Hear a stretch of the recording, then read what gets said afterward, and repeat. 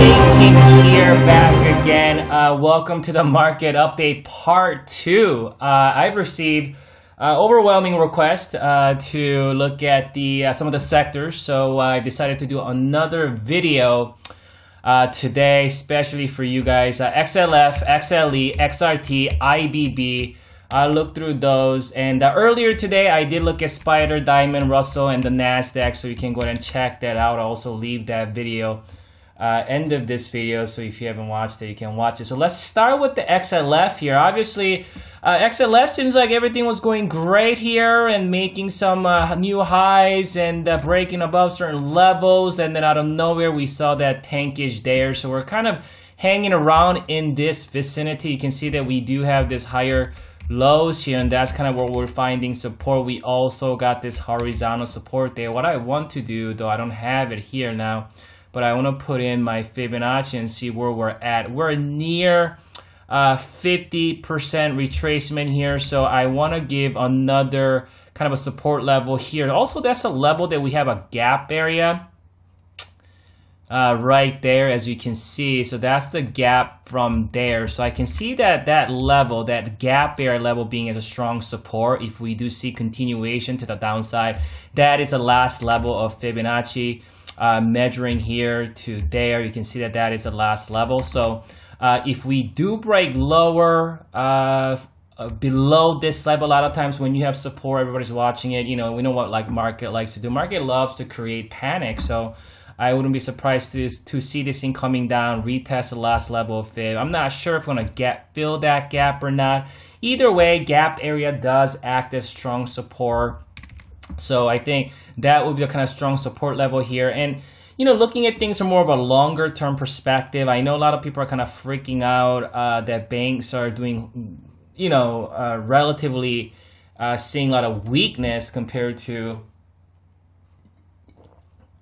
other indices. Obviously, you know, the banks have not yet made new all-time high. We saw Spider did that, S&P, Dow, Russell, and the Nasdaq, but you can see that XLF is actually in the vicinity of potentially being a lower high. So you got the lower high, we got another lower high, we got another lower high here. Technically, we're still kind of hanging out here, and we really don't have an actual lower lows yet, right? So we got the lower highs, but we have an equal lows here. So it's kind of a cautionary, but nothing major, like, you know, big panic, nothing like that. I think there's a good chance we'll make new low, kind of freak some people out. Because I mean, if you watch my earlier video, I think the market kind of overshot it. I think there's so much panic, there's kind of panic selling, and people just, you know what I mean? So then I think they're going to be quick snapback bounce. I'm kind of looking for something like that maybe next week or week after. And then when that occurs, I think that possibly banks could kind of maybe come down and then create new low and then shake some people out. We could still turn that into some kind of an invert head and shoulder. So I mean, overall, if you look at this long-term picture here, we're still in a primary term uptrend, and within that uptrend we're seeing some kind of a pullback here. Oops, no, not there. We're seeing some pullback there, so you can see we are kind of below these long-term moving averages. So I think things could be a little bit more hectic here on the banks, but I still think that overall I want to get, in the primary term perspective, I want to give benefit of the doubt to the buyers. More in the short to mid-term, we're still in this range. So I like the ranges after pulling back. So what I don't like it is when the range is happening after going up and the range is happening at the top, because that could potentially be a topping pattern. What I like is I like when the market goes up and then pulls back and then get into a range. So as far as a pattern is concerned, so I actually kind of like this pattern. If we can able to hang around here, not get any lower than 25.47, then we can possibly still build a base and then break out of that. And we saw something similar to that. You know, you guys remember back in March 2017, we built that base right here. And this was when a lot of people are looking at this as head and shoulder formation. And trust me, the sentiment was very, very bearish at the time. Even, you know, most well-known gurus were saying that the, you know, with the banks looking so weak that, you know, they were forecasting the overall market to be bearish. So, I mean, that kind of assessment, that kind of a fear, it never ends in the market because we're emotional beings, and you're bound to, you know, you're bound to be exposed to some of those emotional feelings and you know, fearful minds from different people. So, best way is just not, you know, listen to what people say, but obviously just kind of look at the chart and see what the chart is telling you, right? So, I mean, obviously you could say, well, everybody has a different way of interpreting the chart, okay? Well, yes, but am I not giving you the right way? That are we not in a primary term uptrend? I mean, if you look at this in a logical sense, we're still in a primary term uptrend. You can see that in a primary term, we got higher lows here, and we got higher lows there, and we really have not cultivated primary term lower low yet. This still can be categorized as primary term higher low, right? Obviously, you know, I just talked about earlier today that we do have minor to intermediate term lower high. That's concerning. We want to kind of get above that and then start cultivating that and start reclaiming these levels. But I think for now, I still think that this is more of a kind of a basing, you know, basing action, not so much as like a, you know what I mean, like the falling apart type of or downtrend type of move. So I think there's abrupt sell-off there, but I mean, you know, things like that happen right here, even right here. You can see that slightly made a new high. I mean, even if you just look at this XLF, you know, remember we talked about on Spider, this looks a lot like what's going on with Spider and different indices. You can look at this. And we talked about Spider earlier today. You guys remember that? You see that we saw that, how we saw that decline. We built some base. We slowly got back up. And then we cultivated a new all-time high. That thing pulls back to where? The 200 SMA were coinciding with what? That rising uptrend support. And that's what we talked about earlier video, right? Did we not do that? And then what do we see on XLF? Well, XLF, we saw that thing snapping right back to the upside right there because we focused on intermediate term to primary term trend, and we're not like zooming in and I'm like just start freaking out just because we saw this kind of steep pullback. Then I remember because, you know, obviously I was long on XLF at the time. I was buying these dips here and also this one. And then I wasn't closing out even when this thing happened. I did not close out any of my positions. And you could say, well, okay, all your gains from here, it was wiped out. Well, if I would have closed out somewhere here, I would have missed out much bigger move that came about later. You see, that's the difference from just normal short-term traders versus a position trader, because I don't want to make small money now. I want to make big money later. Obviously, there's always pros and cons doing that. You know, you could get you could lose some of your gains and things like that. But if our job as a trader is not to always trying to get every move or trying to extract every penny from the market. Our job is to execute that plan.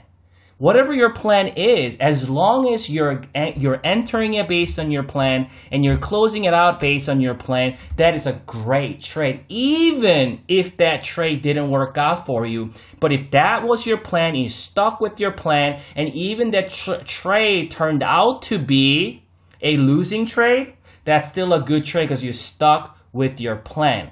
The bad trade is, even if you make money, bad trade is you emotionally start going long to chase, you emotionally start selling because you're fearful. That's a bad trade. And a lot of people trade in this way. So if you find yourself trading like that, like, you know, emotionally going long because it's going higher and your fear of missing out, that you had no plan, then that's a bad trade. Even if you got lucky and you made money, that's a bad trade. You start closing out your positions because you're scared, right? And that's still a bad trade. But if you went for it, you executed your plan, and you know that trade playing out or not playing out, that's besides the point. As long as you keep executing that plan And obviously you do have to have systematic or system that is profitable, right? You could have a bad system that is not profitable, and if you keep playing with the same system that is not profitable, then obviously, you know what I mean? So you gotta kind of cultivate a good plan and work on your system to be more profitable. But as long as you're executing that plan, and that's what you do as a trader. It's really more like a mechanical response versus emotional response. Anyway, so XLF, I think we're holding this level, right? And we're kind of sandwiched between these two this resistance here. So I still want to give benefit of the doubt to the buyers in the long term, but I think we're kind of stuck here for a little bit. Worst case scenario, 25.75. So we'll see. I'm still holding all of my long-term calls on XLF and all of these indices and sectors. I have not closed out any because I was fearful. XLE, I still think that XLE is still in a consolidational phase. It looks so much better before this pullback. It's a shame that happened, but hey, you know what? When you're trading the market, you're bound to get hit with something like that. So let's deal with that, right? So we do have, going here to here, measuring with Fibonacci. You can see that 50% retracement in that vicinity. You got the 200 SMA there. What I like about it is monthly chart. I've shown you that before. I wrote an article on it, XLE analysis, energy analysis, and I have that article obviously at twotradersclub.com. But potentially, we're finding some support here at the 50%. If not, we also got one last level at this vicinity here. I really want XLE to stay in this region and not go too further down here. If we can stay around and you know what I mean, still kind of build some base here, I think we can still get up here. But overall though, looking at more of a bigger term, longer term picture, we're still, you can see it here. Let me put it in here so you can see there was kind of consolidation there, consolidation there, consolidation there, and then there's a big consolidation here. So I think that's kind of what it's doing here. We saw a steep pullback, some up and downs, but we made a move. We saw another consolidation here, some up and downs before we got into a run. And we had some big consolidation. I think for a while we had a pretty big tankage. We had some big, it's almost 50% decline here and crash in the energy sector. And ever since then, we've been trying to, stabilize here. And we are cultivating higher lows. That is a good sign here. I want to continue to see that, right? We do have eco lows. You can see right there, that's what you call eco lows. So we're at eco lows, or eco highs, I'm sorry. Eco highs tells us that we're in this stabilizing, bottoming, basing, consolidating state, right? And this higher lows tells us that we are seeing dip buyers coming in and not letting this thing coming all the way down, but stopping short. And then every time we see a pullback, we see there's some value investors and traders coming and buying this energy stocks here. This is why we've been seeing these higher lows. And every time we hit this level, you can see that here, here, and here, this thing tanked. And this thing also tanked here, but something changed here. Instead of tanking, we're moving sideways. That doesn't mean it cannot tank here. At least bulls are being adamant at this point because I think they really want to gather strength and break out of it. But right now, it is kind of difficult call. Are we going to see a breakout to the upside or downside? But again, I like that fact that we kind of pull back first, and then we are seeing that kind of consolidation here after pulling back. Because what I don't like to see is this thing going up and then down, like up, down at the top. Almost looks like a triple top or like head and shoulders.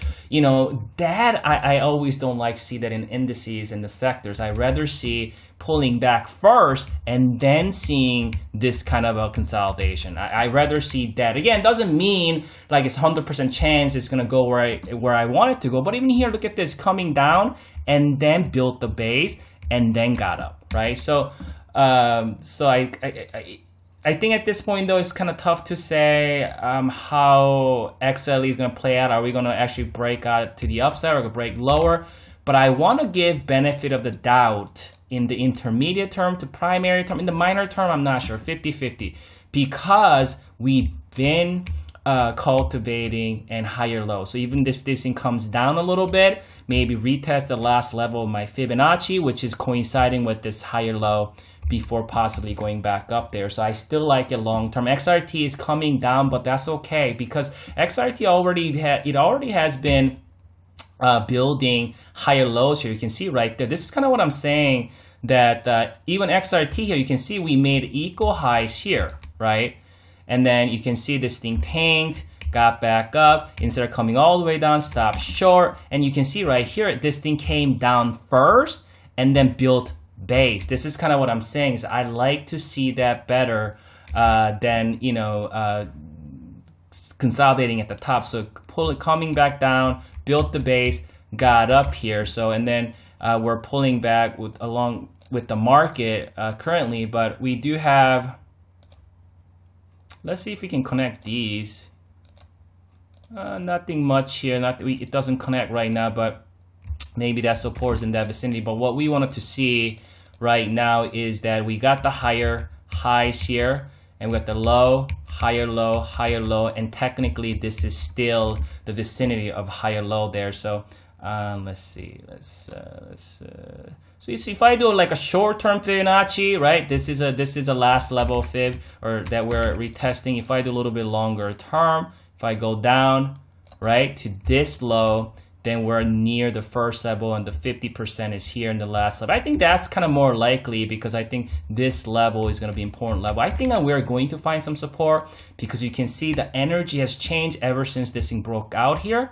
We got the high, equal high, and we cultivate a higher high. So you can see when this thing came down, it didn't come all the way down. It stopped short in the middle. I bet if I do a Fibonacci there was probably a 50% retracement. Right, so you see that right there. That was exactly at that 50%. So, and then we saw support 50% retracement coinciding with this neckline right here, and then we got up and pulling back again, right? So I mean that's kind of how the market is gonna go. It's gonna have its upside, downside, upside, downside. It's gonna have its ups and down before making maybe swift move like this. But there's always gonna be this kind of a up move, down move, right? But what we wanna see is when this thing coming down, instead of coming all the way down, we wanna see maybe stopping short some of these levels and then creating a higher low. So I say that XRT looking so much better than XLF and XLE, because we already broke out of this this consolidational phase, and we already cultivated higher high here. So this has a higher chance of making higher low and then getting back up to making higher high there. And as I look at my other screens, monthly, weekly, all looking pretty bullish in the overall picture. IBB also, it's actually IBB, the biotechnology index, has been pretty choppy. But if you look at things in a trend perspective, I just look at this. It's what a mess, right? But I'll end the video with this. But if I just do that and do this here a little bit, but you can see this was that level. But what's really important is that we got the low, and then we cultivated this higher low here. You can see even here, you can see it's been making equal lows. It never break lower. We never saw lower low, right? So if you just go like this, and a lot of people be very scared. Well, we got the left shoulder, head, right shoulder. This is why you don't want to either get out of trade because you're scared, or because you're emotional or you're fearful. You know what I mean? Like, you always want to kind of see what the market does first, because sometimes market is gonna hold a certain level perfectly. Like sometimes market would also even kind of come a little bit lower before going higher. But this is why you always want to not to choke your position to death, right? You gotta give it some wiggle room. But here, I mean, this became a very, very pivotal level. Prior resistance is new support, even though there was potentially head and shoulder formation that never played out. I mean, how many times I've exposed this? I talked about this so many times. How many times we saw head and shoulder formation playing? Or head and shoulder formation like forming, but never actually materializing. And we've seen that happening on the Qs, I don't know, for like 5 years or something like that, or longer. But so we made another higher high here, and then we're pulling back. But again, you can see the longer term trend perspective is here. Let me throw that in. Trend perspective is we're still in a vicinity of higher low, and that's the important part. We got the higher highs, right? And we got the higher low. So as long as we can able to stay in this fashion, I think sooner or later, biotech could actually get into a kind of a more faster bullish move. But until then, it's going to irritate a lot of people first. And then when most people are just, you know, tired of it, you know, they're tired of waiting or tired of trying to trade. Obviously, if you're trying to like swing trade, it's very difficult. Only way truly you want to profit from IBB is really to position trade and get into a more longer term trade, because you cannot possibly try to time perfectly swing trade this. This is going to be very difficult. How many times are you going to get stopped out doing that? So there, you know, before the market decide to make a swift bullish move, especially for the fact that, you know, IBB already had this kind of move. So a lot of people are looking at it and say, I want to be participating in it. Hopefully we have something like that again. It may happen again. But before that happens, what's going to happen, you know, before that happens, market is going to make sure least amount of people are on board. When everybody flees from biotech, they're like, oh my God, this sector hasn't been moving for years. It is very annoying, irritating, and then they flee from it.